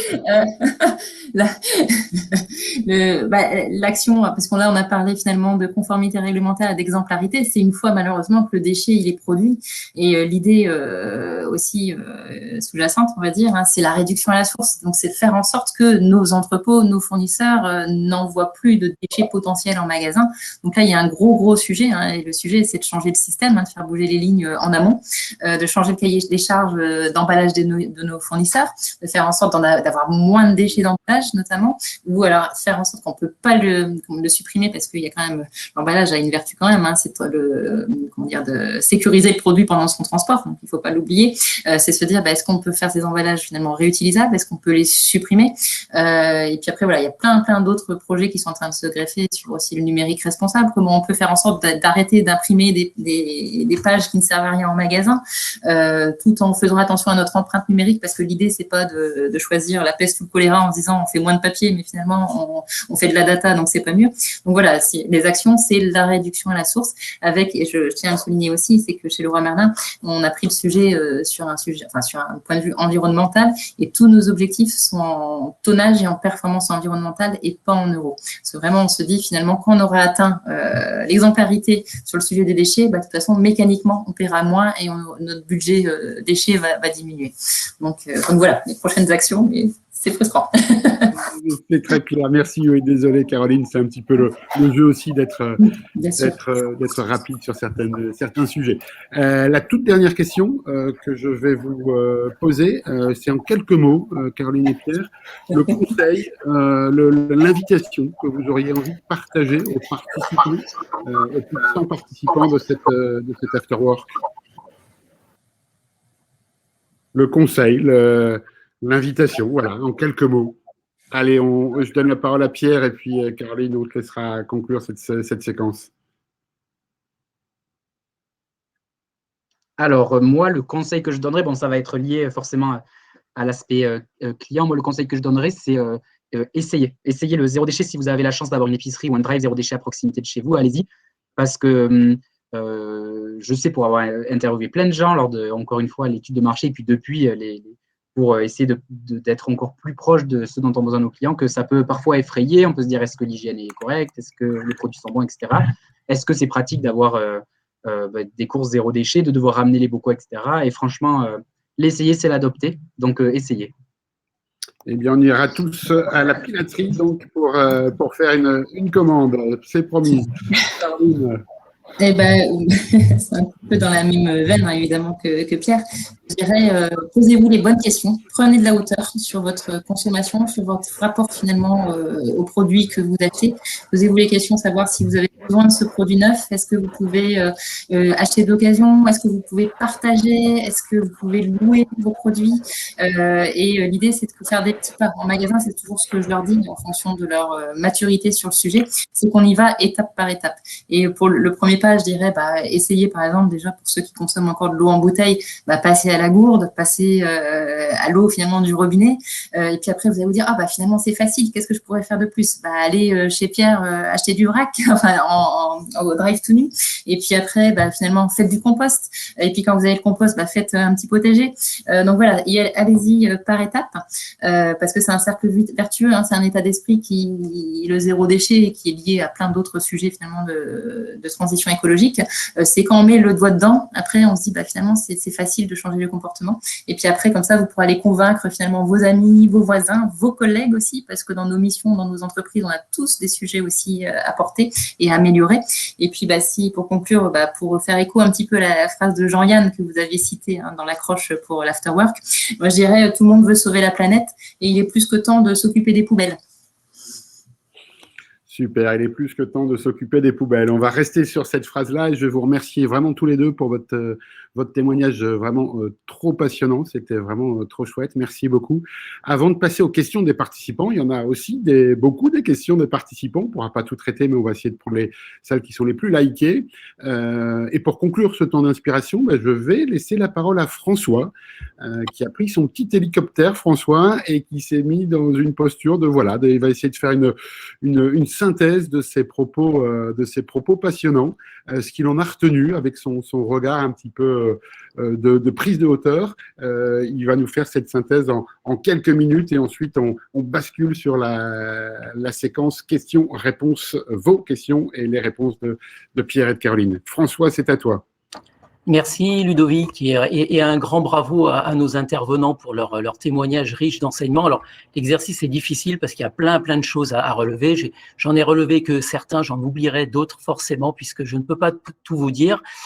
Donc au niveau de la posture individuelle, ce que j'ai retenu, la phrase de Caroline en introduction, nous sommes résolument des poubelles aux Seines, c'est quand même fort de sens. Pierre surenchérissait en disant qu'effectivement toutes les choses sont liées et si on continue de cette façon-là avec effectivement le changement climatique, il va y avoir aussi une montée des mers d'1 mètre et donc tout est lié. Et puis aussi cette image d'arrêter aussi d'opposer les gestes, le bon geste et ce qu'il est normal d'eux. En fait, il devrait être parfaitement normal et naturel d'avoir tous les jours au quotidien des gestes éco-responsables. Alors effectivement, par rapport à tout cela, on peut dire aussi qu'au niveau des entreprises, ce qui est important, c'est de se dire qu'il faut aussi arrêter d'opposer, de parler de déchets en termes de frais généraux, mais bien de raisonner en termes de performance globale, parce que effectivement, c'est un changement de posture qui peut avoir du sens et nous permettre dans les entreprises d'aller plus loin dans cette action de gestion des déchets. Ce qui est aussi intéressant et ce qui m'a marqué, c'est qu'effectivement, et on s'en rend pas compte, quand on sort ces poubelles, on a un sentiment quelque part de déresponsabilisation, ce qu'évoquait Caroline, puisqu'effectivement les poubelles disparaissent. Donc on a le sentiment finalement que tout va bien, alors que c'est pas évidemment le cas. Où vont effectivement tous ces déchets par la suite? Concernant le regard de nos experts sur la situation, eh bien, ils sont quand même collégialement alarmants à la vue donc des chiffres qui ont été proposés. Alors, je ne vais pas tous vous les citer parce que ils sont tous assez édifiants. Quelques-uns, 2 milliards de tonnes de déchets produits par an, c'est juste monstrueux, avec pour perspective, pour 2050, 3,4 milliards de tonnes, ce qui est quand même absolument monstrueux, avec 300 millions de tonnes de plastique produits dans le monde par an. Il est plus que temps, et on l'a maintes fois répété, je crois, dans cet afterwork, il est plus que temps de passer à l'action. Surtout quand on voit qu'effectivement, que ce que l'on voit, effectivement, ce n'est que la phase émergée de l'iceberg. Pour parler de toute façon des parties immergées, il y a effectivement 500 fois plus de microparticules de plastique que d'étoiles dans la galaxie. Et effectivement, la plupart sont au fond des océans. C'est assez édifiant. On croule donc sous les déchets. Il est temps de faire quelque chose. Et alors attention, effectivement, la première chose dont on nous parle, c'est bien sûr le recyclage. On nous le survend la plupart du temps. Alors effectivement, il faut savoir également qu'une autre lecture est également possible parce qu'il faut il faut savoir distinguer plein de choses, notamment la recyclabilité technique et opérationnelle. On parle de produits recyclables, mais sachez qu'ils ne le seront jamais si la filière de recyclage n'existe pas, ce que soulignait très justement Caroline. Donc, le recyclage peut être aussi considéré comme un alibi à la surconsommation, puisqu'effectivement, on est dans un système, en tout cas qu'on nous présente comme tel, je dirais, itératif de façon permanente. On consomme, on recycle, on peut reconsommer, etc. Alors qu'effectivement, c'est pas du tout le cas. Et le recyclage aussi se nourrit bien évidemment des déchets, avec tout un système économique qu'il y a derrière. Donc, le vrai combat, en fait, c'est pas tant le recyclage, ce serait plutôt le réemploi des produits que nous consommons. Donc, effectivement, ce qui est important en termes par rapport à ce constat, effectivement, on l'a fait, il est difficile, mais il y a plein de choses qui existent et on sait qu'on peut s'engager et on peut engager nos entreprises pour avoir un impact plus positif. C'est effectivement l'épopée qu'a lancé Pierre et son épouse Salomé avec beaucoup de courage, puisqu'effectivement, il a constaté que 50% des déchets de nos poubelles, ce sont des emballages PGC, et donc il est produit de grande consommation, et donc il était temps effectivement de faire quelque chose. Donc il propose la mise en place d'une solution de vente de produits sans emballage, depuis le sourcing du producteur jusqu'à la distribution aux consommateurs. Et ce qui m'a aussi surpris, qui m'a, je dirais, impressionné, c'est cette capacité d'engagement, puisqu'effectivement, après la validation de ce projet auprès de Ticket for Change, Salomé et Pierre ont pris la double décision de démissionner pour lancer cette activité, comme quoi, effectivement, cet engagement, il est payant aujourd'hui, puisque on en est aujourd'hui au 3e Drive tout nu, avec effectivement des franchises qui vont se lancer tant sur Lille que sur Chambéry. Donc un grand bravo à vous. Sur la partie susciter l'engagement, Caroline nous faisait part effectivement surtout de la politique de Leroy Merlin sur les déchets d'exploitation, avec effectivement cette initiative qui se lance, We Make It Positive, pour embarquer tous les collaborateurs sur le sujet de la transition écologique. Et effectivement, c'est aujourd'hui un franc succès. En tout cas, les choses avancent bien. Et notamment avec la définition d'objectifs très clairs. Caroline le soulignait, elle est chef de projet zéro déchet. Cette appellation n'existe pas, enfin en tout cas existe peu aujourd'hui. Elle existe puisque Caroline est là parmi nous, bien sûr. Et donc effectivement, il est temps de la développer. Et son objectif, l'objectif qu'elle s'est fixé après le diagnostic, c'était de se dire le zéro déchet, c'est d'abord le zéro déchet enfoui ou incinéré. Et pour ce faire, donc, elle propose 3 étapes. Donc, vérifier d'abord que toutes les filières sont bien présentes pour se lancer dans cette aventure. Faire preuve d'exemplarité. Est-ce qu'on les utilise vraiment, toutes ces filières? Et enfin, se reposer sur un réseau de collaborateurs engagés, donc sa fameuse team zéro déchet, qui va lui permettre, je n'en doute pas, de réussir son objectif. En synthèse, quelles sont les solutions pour passer à l'action? Eh bien, pour Pierre, s'il doit faire effectivement un point sur le zéro déchet, eh bien l'idée, ce serait d'avoir pour le drive tout nu un assortiment le plus large possible pour éviter effectivement que les gens aient tendance à s'approvisionner ailleurs et notamment en produits emballés. Et bien sûr, accompagner les producteurs qui ne sont pas encore dans une démarche de zéro déchet. Pour Caroline, ça serait la première chose à faire, ce serait effectivement de réduire à la source et faire en sorte que déjà, au niveau de Leroy Merlin, comme dans d'autres entreprises, nos entrepôts n'envoient plus de déchets en magasin, ce qui sous-entend bien sûr changer aussi le cahier des charges et avoir une action aussi sur le choix des produits effectivement que l'on propose. Et le deuxième combat, effectivement, ça serait de se battre pour la mise en place d'un numérique plus responsable. Et enfin, pour nos 2 experts, les conseils qu'ils peuvent nous donner, aujourd'hui, le conseil de Pierre, mais c'est tout simplement essayer le zéro déchet. Ça peut effectivement parfois effrayer, parce que c'est pas forcément dans nos habitudes que d'acheter des produits non emballés aujourd'hui, mais c'est en phase de le devenir, parce qu'essayer, c'est l'adopter. Et quant à Caroline, eh bien, posez-vous que chacun puisse se poser les bonnes questions sur ses modes de consommation. Est-ce qu'effectivement, on est dans l'obligation d'acheter un produit neuf? Pourrait-on peut-être éventuellement l'acheter d'occasion, peut-être même le louer? Ce qui est intéressant aussi par rapport à son approche, c'est de se dire adoptons la stratégie des petits pas. On ne devient pas zéro déchet du jour au lendemain. On fait des petits progrès. On voit que c'est possible. Ça donne envie d'aller plus loin et on avance. Le zéro déchet pour elle, comme pour beaucoup, c'est un véritable état d'esprit. Et je pourrais conclure en disant cette phrase que ce leitmotiv que tout le monde a sur les lèvres, c'est qu'effectivement, le meilleur déchet, ça reste quand même celui que l'on ne produit pas. Et donc, il y a effectivement un gros travail à faire en amont. Voilà en tout cas pour moi quels furent les messages clés de ces différentes interventions. Et je laisse la parole à Anne-Céline pour lancer la séquence de questions-réponses. Merci beaucoup François pour cette synthèse. Alors, ce qu'on vous propose maintenant, donc vous avez l'onglet questions dans lequel vous pouvez poser vos questions s'il y en a qui restent en suspens pour vous. Vous pouvez également liker les questions qui sont déjà écrites et je vais tout de suite passer à la première question. Donc la première question s'adresse à Pierre. Alors, hop, la question a disparu. Non. C'était pas celle-là. Alors, la première question était pour Pierre sur l'utilité de l'emballage, puisqu'en fait, l'emballage sert aussi à communiquer sur tous les bienfaits du produit, sa provenance, ses labels, justement, que tu as évoqués. Et donc, comment vous mettez toute cette partie-là en valeur sans emballage ?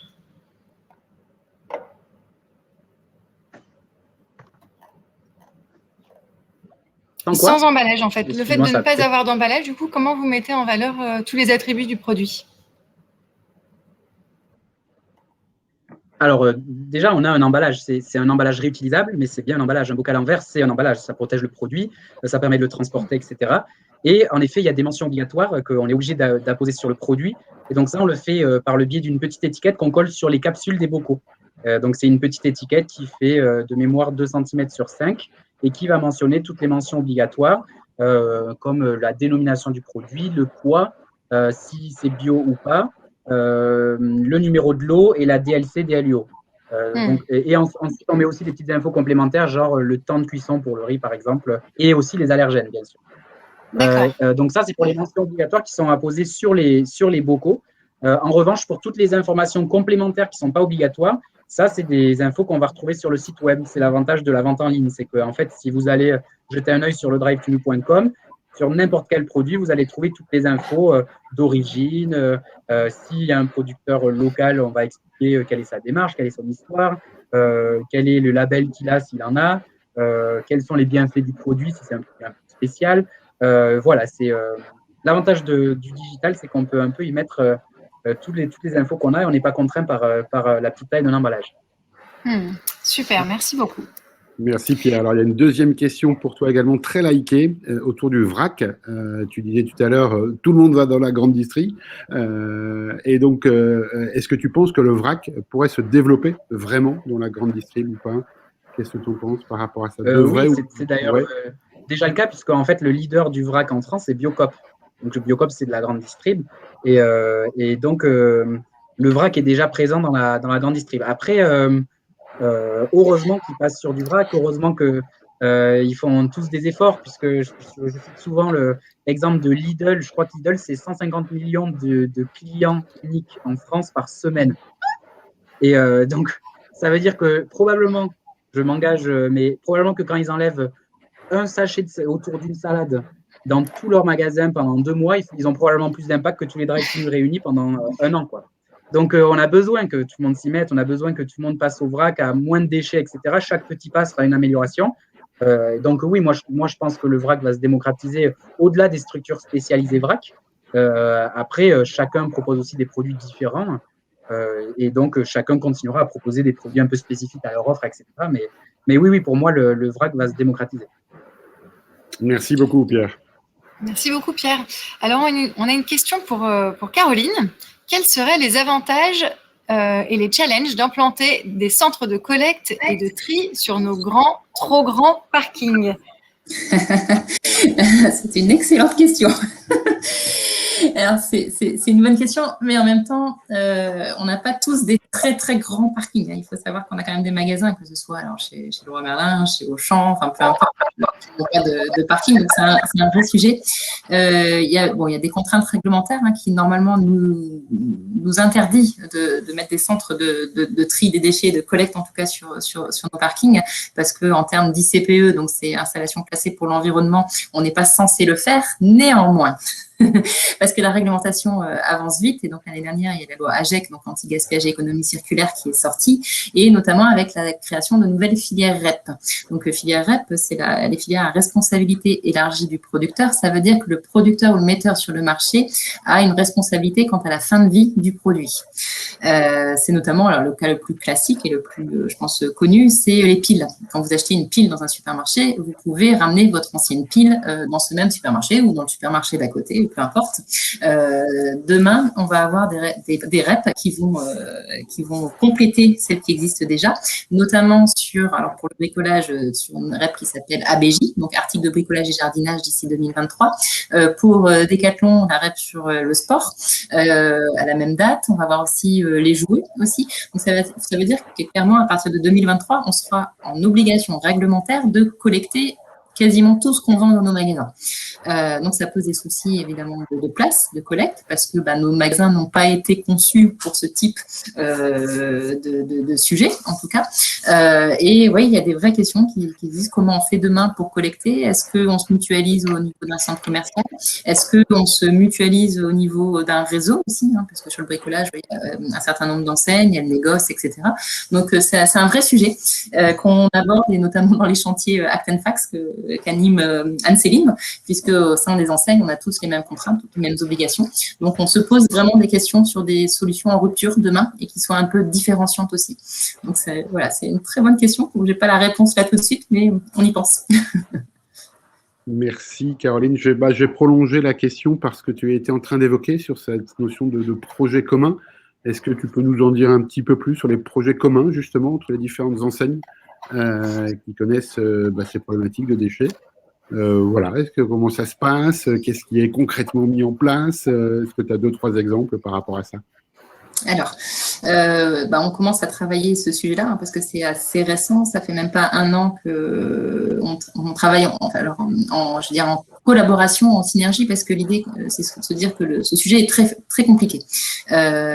Donc, l'idée, c'est aussi de se dire les enseignes, où elles en sont, comment on peut les aider, les accompagner, comment on peut les challenger, et après, éventuellement, trouver des pistes, finalement, de synergie commune. Ce qui est vraiment pas simple, parce qu'on n'a pas les mêmes catégories de déchets, on n'a pas la même façon de fonctionner, on n'a pas les mêmes contrats aussi, tout bêtement. Donc, on a vraiment des sujets, parce qu'il ne faut pas que ça devienne des usines à gaz non plus. Et je vous dis, il y a cette notion aussi qu'on ne peut pas faire ce qu'on veut avec la réglementation et on ne peut pas forcément faire ce qu'on veut avec nos déchets. Donc, voilà, il n'y a pas encore de projet très concret. On en a quelques-uns dans les cartons qu'on pourra dévoiler, je pense, au fur et à mesure. Mais c'est des sujets qui sont vraiment, vraiment, vraiment très complexes. Donc voilà, c'est en cours, ça viendra. Et moi, je peux compléter un petit peu sur ce sujet. Il y a un certain nombre d'entreprises qui travaillent aussi sur des sujets plus spécifiques. La Caroline, elle a évoqué le groupe qui travaille sur l'ensemble des déchets. Il y a par exemple pas mal d'entreprises du textile qui travaillent, donc de la grande industrie textile, qui travaillent avec une association qui est spécialisée dans le textile qui s'appelle Fashion Green Hub et qui anime notamment un groupe de travail sur le plastique à usage unique, pour la suppression de tous les polybags, des cintres, de ce genre d'articles-là. Voilà. Et puis, il y a des différents groupes. Il y a un autre groupe aussi qui travaille sur les emballages, sur comment réduire le plastique dans les emballages qu'on envoie chez nos clients. Boulanger était très en avance sur ce sujet-là, et donc ils ont commencé à remplacer complètement le plastique de certains emballages. Voilà. Mais ils emmènent avec eux tout le groupe de travail. Alors, je passe à la question suivante. La question suivante est pour Pierre. Mais je pense que Caroline, tu auras peut-être également des choses à dire là-dessus. Pierre, du coup, tu nous as parlé du déchet une fois qu'on est dans le drive tout nu et après chez le client. Mais qu'est-ce qui se passe en amont pour le fournisseur? Alors, je pense que j'ai un peu parlé de ça tout à l'heure. On a nos fournisseurs, on peut classer nos fournisseurs en fait selon 2 catégories. Il y a les fournisseurs qui nous livrent en 0 déchet, donc c'est-à-dire qu'ils nous livrent par exemple dans des grands bidons qui sont réutilisés ensuite par eux-mêmes, donc re-remplis par leurs soins et donc ramenés au drive to nu, etc. Donc on est également en circulaire. Et il y a des fournisseurs qui nous livrent en vrac, c'est-à-dire qu'ils nous livrent en grosse quantité, donc dans des big bags de 25 à 50 kilos. Et ces big bags, ils sont, la matière extérieure, donc qui est souvent du papier craft, est recyclable, donc c'est pas du 0 déchet. Donc, ce qu'on a mis en place, et depuis le tout début d'ailleurs, c'est un système d'accompagnement pour essayer d'inciter les producteurs à passer, qui sont sur du vrac, à du zéro déchet. Je ne parle même pas des producteurs qui ne seraient même pas sur le vrac, puisqu'on ne travaille pas avec eux, ça fait partie des chartes. Mais des fois, ce serait, en tout cas au début, quand on s'est lancé, c'était quasiment impossible de se passer de ceux qui nous livraient en vrac, puisqu'il n'y avait pas suffisamment de fournisseurs sinon. Et donc, on a tout un système d'accompagnement pour aider nos fournisseurs à passer du vrac au zéro déchet. Alors ça a été, ça se fait graduellement. Ça a été simple avec les petits producteurs qui ont forcément pas de machine à calibrer, à recalibrer, etc., pour qui on représente un gros débouché. Et donc, eux, ils sont passés sur le zéro déchet relativement facilement. C'est moins évident avec des gros fournisseurs qui ont des machines à calibrer, etc., et pour qui on est juste une goutte d'eau dans leur chiffre d'affaires, et donc qui se disent, mais je ne vais pas tout changer pour le drive tout nu. Donc, on a bon espoir qu'en grossissant, en passant plus de volume, on ait plus de poids pour changer les habitudes et faire changer nos fournisseurs. Mais il y a déjà plein de choses qui ont été faites jusqu'à présent. Je ne saurais pas vous dire un pourcentage de producteurs qui nous livrent en zéro déchet, mais je pense qu'on doit être proche des 60-70%. Et donc, c'est hyper positif. Au-delà de ça, ça a été une énorme évolution déjà de producteurs qui nous livraient en vrac et qui aujourd'hui nous livrent en zéro déchet, et même de producteurs avec qui on ne travaillait pas parce qu'ils ne proposaient pas de vrac et qui aujourd'hui proposent du vrac et avec qui on est heureux de travailler. Donc voilà, ça se fait doucement, ça fait partie aussi de la pédagogie de Drive to Me et on y tient énormément. Et d'ailleurs, à ce titre, on est rassemblé avec le réseau VRAC. Le réseau VRAC, c'est l'interprofession à l'échelle nationale de tous les vraqueurs. Donc les vraqueurs, c'est les épiceries VRAC, les drives zéro déchet, mais également les fournisseurs. Et donc, le réseau VRAC a un gros programme justement d'accompagnement pour que les fournisseurs passent eux aussi au zéro déchet, qu'on ait un zéro déchet sur toute la chaîne. Merci beaucoup, Pierre, pour ta réponse. Peut-être la dernière question, Ludovic. On passe exactement, on va peut-être arriver sur la dernière question. Il y avait une question qui avait été, un sujet qui avait été évoqué au départ, comme ça, au détour d'une phrase sur le trafic de déchets. Et il y a quelques personnes qui voudraient en savoir plus sur le trafic de déchets. Voilà, je ne sais pas si tu peux partager ça un petit peu plus, Caroline. Ouais, c'est un vaste sujet, puisque je l'évoquais. Certains pays, c'est la mafia qui tient les rênes des déchets. Pour un petit exemple éloquent, quand je discutais avec un de mes prestataires de déchets, qui me disait qu'il avait travaillé en Corse, notamment. Le sujet des déchets en milieu insulaire est hyper compliqué, parce que généralement, ils n'ont pas les centres de traitement pour gérer leurs déchets. Donc, c'est souvent exporté, en tout cas sur le continent, voire ailleurs, par bateau. Et ce prestataire me disait qu'il avait déjà observé qu'il y avait des bateaux pleins de déchets qui partaient alors d'Ajaccio ou de Bastia et qui arrivaient vides à Marseille. Donc voilà, c'est déjà pour vous dire, et je peux vous dire que ces gens vivent très très bien parce que les marges sont énormes. Donc le trafic de déchets, malheureusement, il consiste aussi à exporter des déchets dangereux dans les pays en voie de développement qui n'ont pas les mêmes contraintes réglementaires en termes de protection de l'environnement et des personnes. Et c'est là où ça conduit à certains pays, vous voyez des images de toute façon à la télévision, où il y a des montagnes de déchets à ciel ouvert, où il y a des enfants et même des adultes qui nagent dans ces montagnes de déchets pour aller chercher la petite part recyclable qui pourrait éventuellement avoir un peu de valeur. Donc ça cause d'énormes problèmes finalement sanitaires, de pollution des sols et aussi de maladies, en tout cas auprès des habitants. Et ce que je disais tout à l'heure aussi, c'est que ces déchets-là donc, sont à ciel ouvert et ils finissent une fois sur deux, de toute façon, dans les fleuves, les rivières et donc dans l'océan pour alimenter notre 7e fameux continent de déchets, qui n'est pas en fait un 6e continent. Je dis 7e parce qu'en fait, c'est pas un continent, c'est 7 gyres qui tournent aujourd'hui à travers le monde, constitués d'une sorte de soupe finalement de déchets, notamment plastiques. Donc, voilà, donc le trafic, c'est un vaste sujet sur les déchets. Merci beaucoup, Caroline, pour cette dernière réponse. Merci à tous les deux pour vous être prêtés à ce jeu des questions-réponses. Notre afterwork touche à sa fin. Et donc, je vais laisser Anne-Céline donner quelques informations par rapport à la suite. Et on vous propose également de nous partager dans le chat le mot de la fin pour donner une idée à chaud de ce que vous avez vécu, de ce que vous avez ressenti, avec quoi vous repartez de cet afterwork. C'est toujours enrichissant, inspirant de voir vos réactions par rapport à ça. Donc, on vous laisse dans le chat quelques instants. Vos mots. Notez vos mots. Voilà, exactement. Il y a plein de choses. qui arrive. Voilà, on peut faire beaucoup. Moi, j'ai retenu que chacun peut faire des choses. On peut tous être acteurs à titre perso et à titre professionnel aussi, là où on est dans nos entreprises. Voilà, je vous laisse découvrir ce qu'il y a dans le chat. Alors, un grand merci. Moi aussi, j'ai envie de vous remercier, Caroline et Pierre. C'était vraiment passionnant, très concret, précis. Et j'ai encore appris plein de choses en vous écoutant. Et puis, merci aussi pour le temps que vous avez consacré dans la préparation. Merci d'avoir relevé le challenge. Ça fait un peu peur de prendre la parole devant tout ce monde-là. Donc, merci beaucoup. Dans la partie sondage, donc pour vous, participants, vous allez voir un lien qui va s'afficher dans la partie sondage pour nous envoyer vos réactions et nous aider à améliorer ce format d'afterwork. Voilà, donc rendez-vous dans le sondage. Vous en avez un petit pour nous dire tout de suite la HO, quelles envies ça vous a donné. Et puis, vous allez avoir également le lien dans le chat, je pense, pour le sondage. Voilà, et puis merci d'avance pour votre contribution parce qu'on est toujours très preneur de vos retours pour continuer à améliorer nos afterworks. Et je vais conclure en vous donnant rendez-vous pour le prochain et 5e afterwork qui est déjà planifié, c'est le 8 juillet. Et donc cet afterwork aura pour thème le Green IT avec le sous-titre « Modérer nos usages de logiciels et matériel informatique ». On recevra pour cette occasion Anne Tozzolino, qui est leader numérique responsable dans le groupe La Poste, et Julien Gontier, qui est son homologue dans le groupe Decathlon. Voilà, on vous met d'ores et déjà le lien dans le chat pour vous inscrire. Et puis, je remercie toute l'équipe Sans Transition avec qui c'est toujours un plaisir d'animer ces afterworks. Ludovic à l'animation, merci Ludovic. François à la synthèse, Priscilla au chat, Jeanne, Lucie et Marie à la technique.